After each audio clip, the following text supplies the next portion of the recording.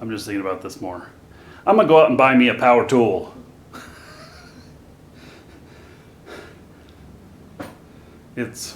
I'm sure we're gonna do more of this stuff in the future. Yeah, I'm just gonna go splurge and do that. My got that. Got the hole halfway done. Making progress. Had to put all this stuff on. It's so loud. Shit was flying everywhere. And lots of dust. Uh-oh. Plaster broke off the side there on my hole. Hoping my grates there covered up. We'll see. Alright, I'm lucky.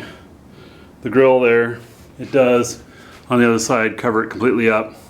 It won't be completely matched on the other side because I'm going to have to move the grill over just a little bit, but that's fine. Nobody's going to notice that. So, man, that thing is really quite a monster to operate. It has some sort of counterweight in it going, and when you turn it off, it still doesn't stop.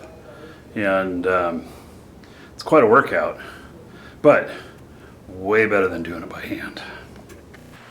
So, you know that I got a kitten, and she has turned out to be quite well, let's just say she's highly alert and attacks everything.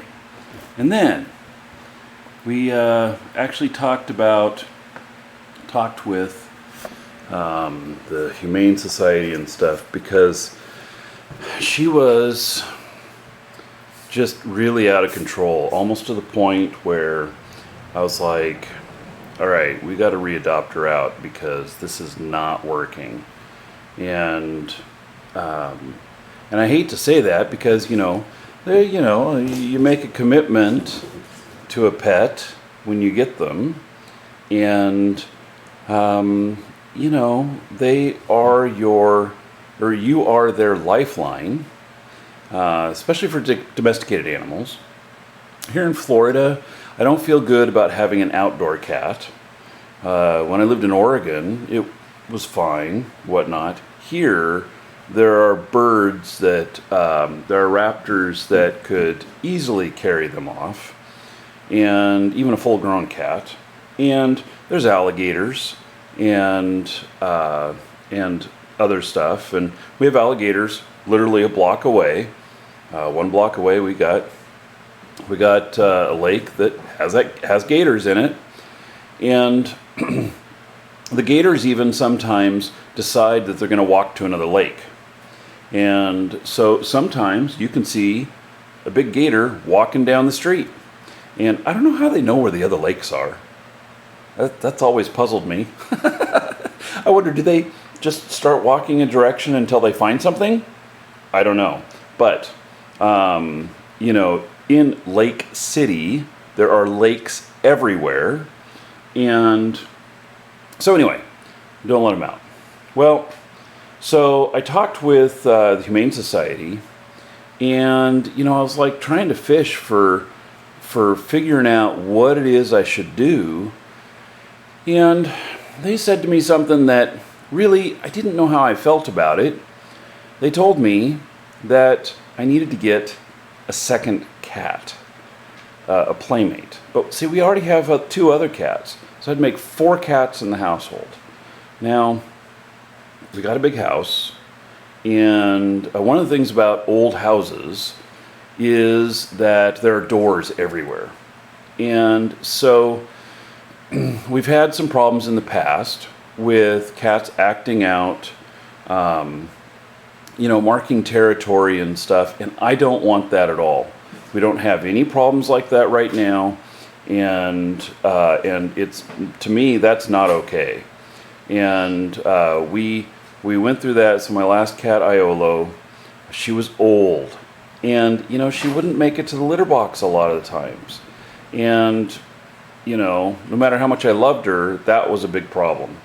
And so we effectively, had to keep her in controlled spaces.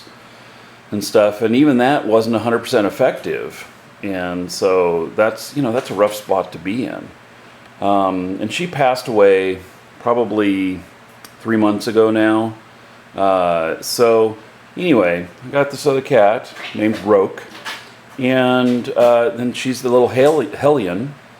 And so anyway, the Humane Society said, all right, this is what you probably need. You need, your kitten needs a buddy. And so I'm like, okay, well, let's try it. And so we got a Shimu, which is over here eating. This is, by the way, the cat's wrecking room. So, and here's Roke. She is just so full of spunk, never stops. So anyway, it actually has worked, and Roke has mellowed out some and doesn't bite the hell out of us anymore. She actually lets you pet her. So she's just such a wild cat and so full of spunk. And that's one of the things that's neat about her, but it's also one of the things that's difficult about her.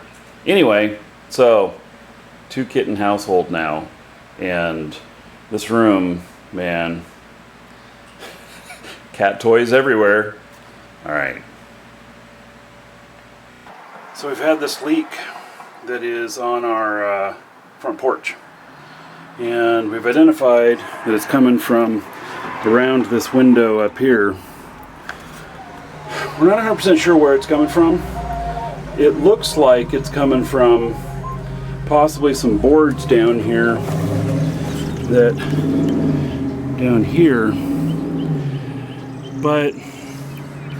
we're not 100% sure. So I'm gonna put a tarp over it for now. We're working on the financing for the roof. It's gonna cost us 30 grand for the roof. And I don't have an extra 30 grand. So I'm gonna have to finance part of it.